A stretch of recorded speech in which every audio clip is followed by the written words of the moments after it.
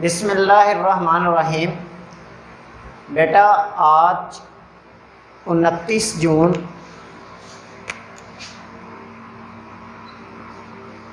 2020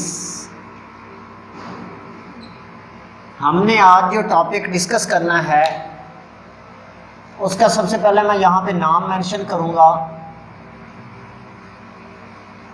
general characteristics of organic compounds.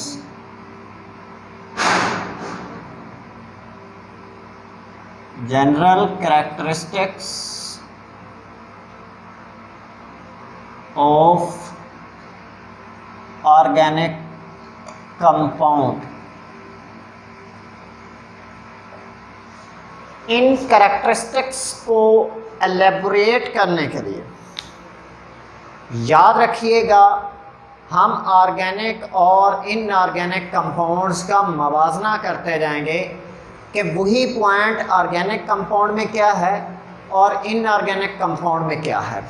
तो अगर हम सबसे पहले एक कॉलम लगा लेते हैं जिसमें हम एक साइड पे ऑर्गेनिक कंपाउंड के लिए वो प्रॉपर्टीज़ मेंशन करेंगे और दूसरी साइड पे हम इनऑर्गेनिक कंपाउंड के लिए वही प्रॉपर्टीज़ मेंशन करेंगे, इनऑर्गेनिक कंपाउंड।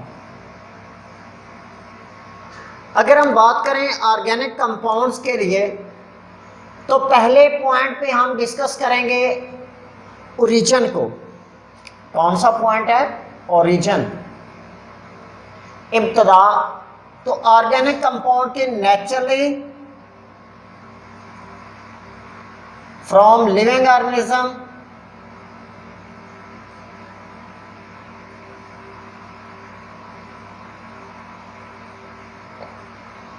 जबकि from minerals and rocks.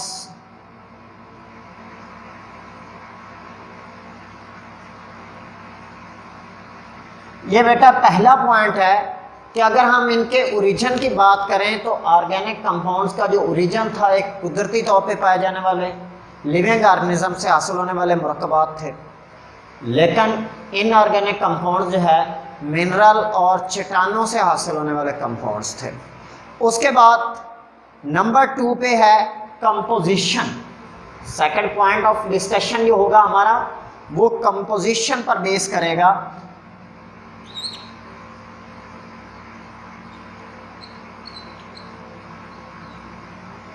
Composition के एतबार से organic compounds, hydrocarbons and their derivatives.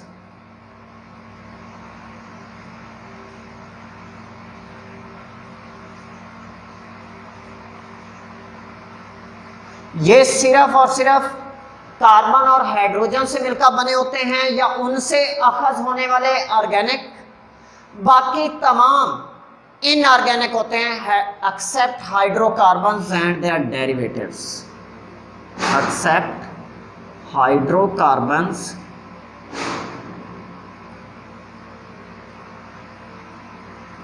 And their derivatives. Hydrocarbons और इनके डेरिवेटिव्स के अलावा पहला पॉइंट ओरिजिन था, दूसरा पॉइंट कंपोजिशन है, उसके बाद तीसरा पॉइंट बॉन्डिंग के हवाले से हम बयान कर सकते हैं।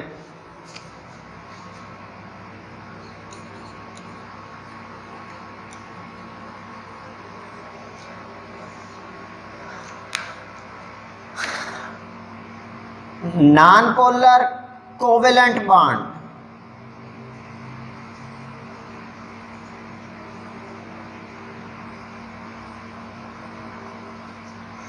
ऑर्गेनिक कंपाउंड्स में नॉन पोलर कोवेलेंट बॉन्ड अमूमी तौर पे पाया जाता है, जबकि इनऑर्गेनिक कंपाउंड में या आयोनिक या पोलर।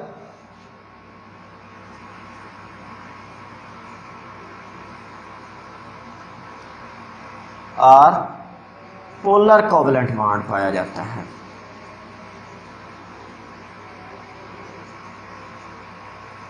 रीजन क्या है?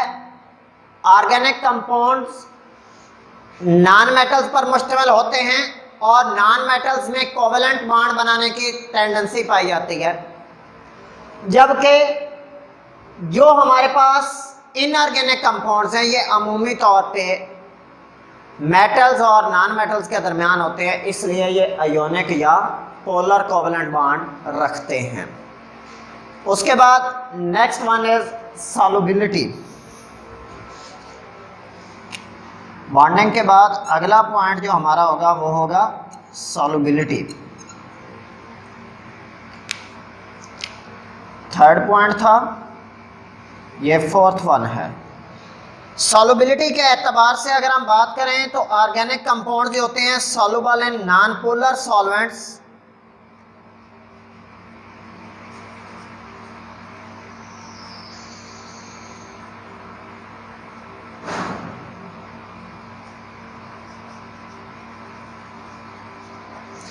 बेटा रीज़न आपको याद होगी, आपने 9th क्लास में पढ़ी थी सॉल्युबिलिटी वाला जो टॉपिक था उसमें कि like dissolve like, non polar में हल होता है और पोलर में हल होता है।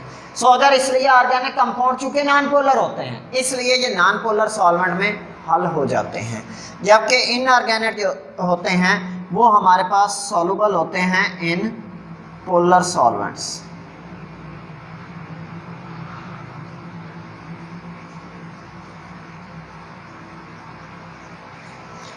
उसके बाद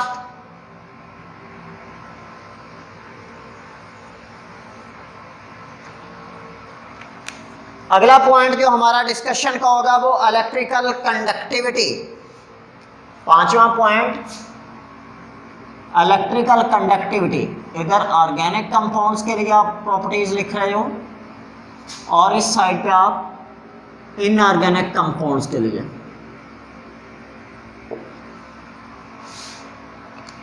fifth point electrical conductivity.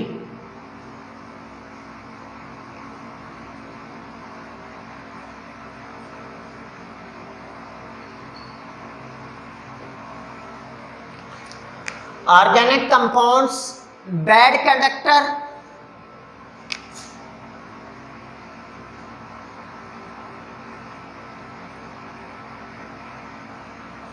Inorganic compounds good conductor.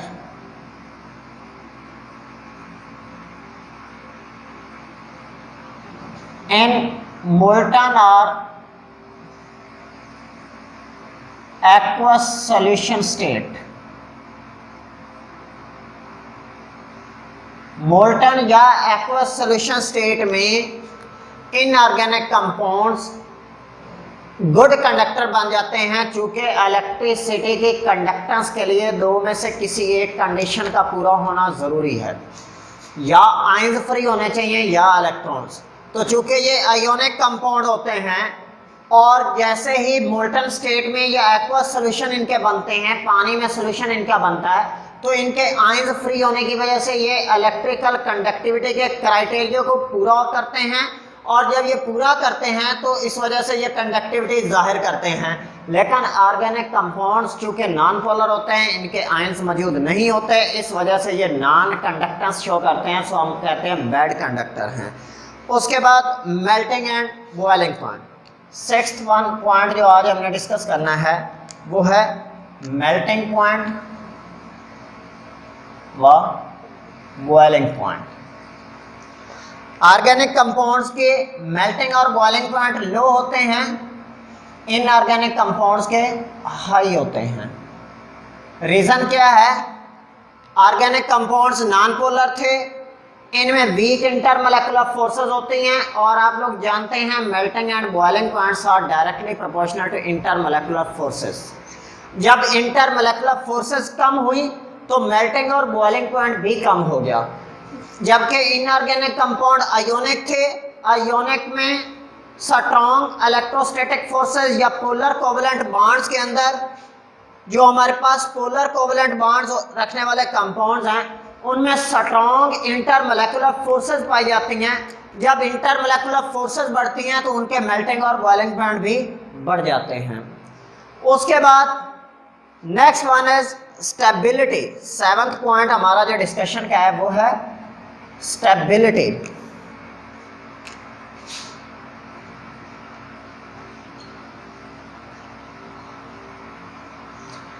ये स्टेबिलिटी बात कर रहा है टुवर्ड्स द हीट।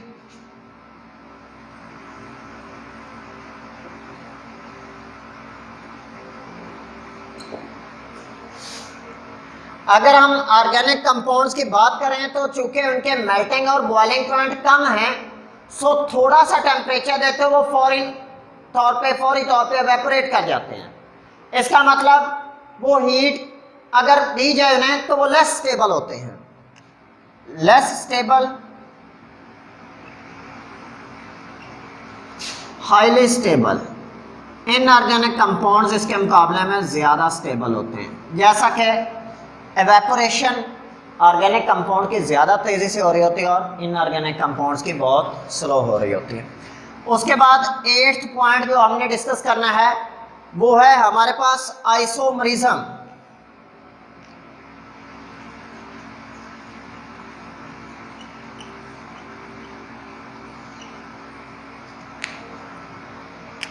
मोर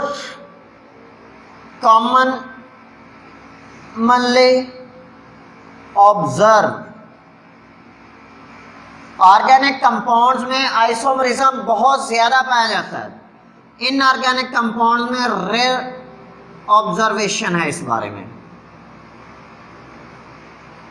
बहुत कम पाया जाता है। रीज़न क्या है? हमने अपने प्रीवियस टॉपिक में भी पढ़ा था कि आइसोमरिज्म के लिए कोवेलेंट कैरेक्टर का होना ज़रूरी है। तो ऑर्गेनिक कंपाउंड में चूंकि कोवेलेंट कैरेक्टर पाया जाता है, कोवेलेंट बॉन्डिंग होती है, इसलिए ये आइसोमरिज्म शो करते हैं, जबकि इनऑर्गेनिक कंपाउंड में कोवेलेंट कैरेक्टर नहीं पाया जाता, इसलिए वो आइसोमरिज्म का फिनोमेना जाहिर नहीं करते। उसके बाद 9th पॉइंट जो हमारा होगा वो होगा कंबस्टिबिलिटी। कंबस्टिबिलिटी से क्या मुराद है? जलने की सलाहियत।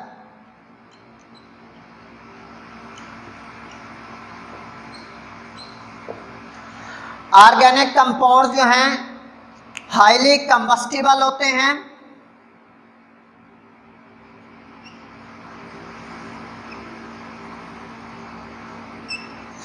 इनऑर्गेनिक कंपाउंड जो होते हैं ये लेस कंबस्टिबल होते हैं।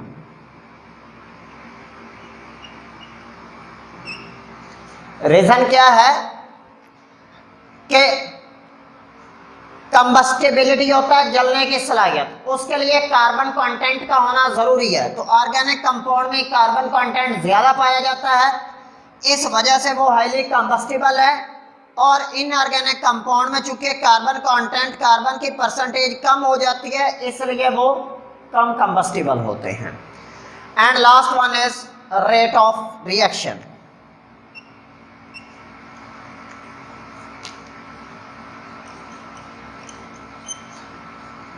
Rate of reaction, organic compounds के रेट ऑफ रिएक्शन स्लो होते हैं, जबकि इनऑर्गेनिक कंपाउंड्स के रेट ऑफ रिएक्शन फास्ट होते हैं। वजह क्या है कि स्पीशीज इसलिए रिएक्ट करती हैं कि वो स्टेबल हो जाए।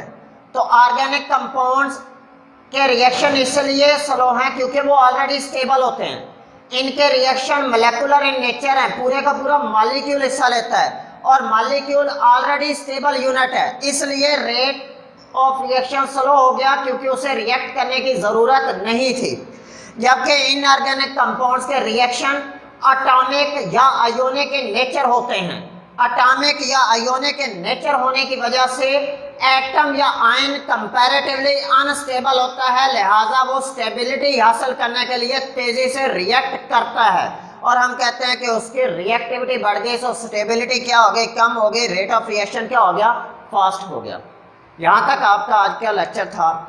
उसके बाद टेस्ट योरसेल्फ 11.1 है, वो आपने बेटा खुद करनी है। अगर किसी भी बच्चे का कोई सवाल हो तो आप मुझे इनबॉक्स में पूछ सकते हैं। ये आपके जो प्रॉपर्टीज़ हमने पढ़ी हैं यही actual carbon containing carbon monoxide, carbon dioxide वगैरह में ये मौजूद नहीं होती, इस वजह से वो इनऑर्गेनिक हो जाते हैं। जैसा कि आपका ये शुरू वाले टॉपिक्स में क्वेश्चन भी था, उसका भी हमें सोल्यूशन इस टॉपिक के बाद और पहले जो इससे हमने पढ़ा डाइवर्सिटी एंड मैग्नीट्यूड, इन दोनों टॉपिक से हमें इस बात का जवाब भी मिल जाता है, इस क्वेश्चन का जवाब भी मिल जाता है कि कार्बन कंटेनिंग जो इनऑर्गेनिक है उनमें एक्चुअल ये वाली प्रॉपर्टीज़ मौजूद नहीं होती, इसलिए वो इनऑर्गेनिक रह जाते हैं कार्बन होने के बावजूद। तो अगर किसी भी बच्चे का बेटा कोई सवाल हो तो आप लोग पूछ सकते हैं। अच्छी तरह से याद कीजिएगा। बहुत शुक्रिया। अल्लाह हाफिज़।